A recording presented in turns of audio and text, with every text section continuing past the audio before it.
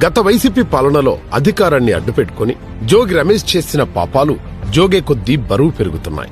జగన్ అండా చూసుకుని పెడన మొదలు మైలవరం, పెనమలూరు నియోజకవర్గాల్లో సైతం సొంత పార్టీ నేతలను కూడా పక్కకు తోసి జోగి రమేష్ కుటుంబం చేసిన ఇసుక, బుసుక, బూడిద అక్రమ రవాణా, సెటిల్మెంట్లు, కమిషన్లు, వసూళ్లు, కబ్జాలన్నీ ఇన్ని కావు.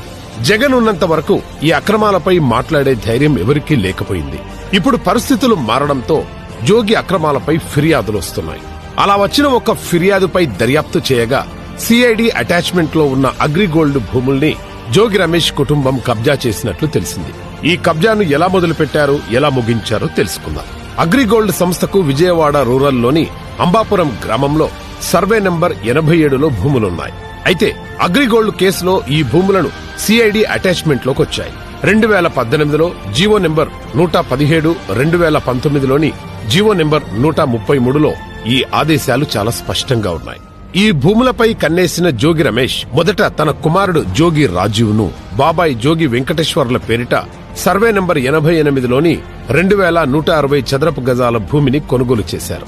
ఆ తర్వాత రిజిస్ట్రేషన్ శాఖపై ఒత్తిడి తెచ్చి రికార్డుల్లో ఉన్న సర్వే నంబర్ 88ని కాస్త 87గా మార్పించారు.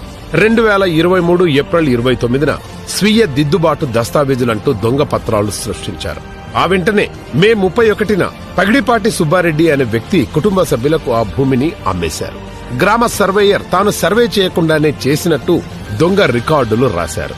సర్వే సమయంలో సరిహద్దుదారులైన అద్దేపల్లి కిరణ్, రాంబాబులకు నోటీసులిచ్చి వాళ్లు కూడా నిర్ధారించినట్లు కట్టుకథలు అల్లారు.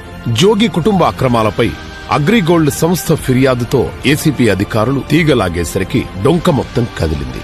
పూర్తి ఆధారాలతో ఏసీబీ అధికారులు జోగి రాజీవ్ను అరెస్టు చేశారు.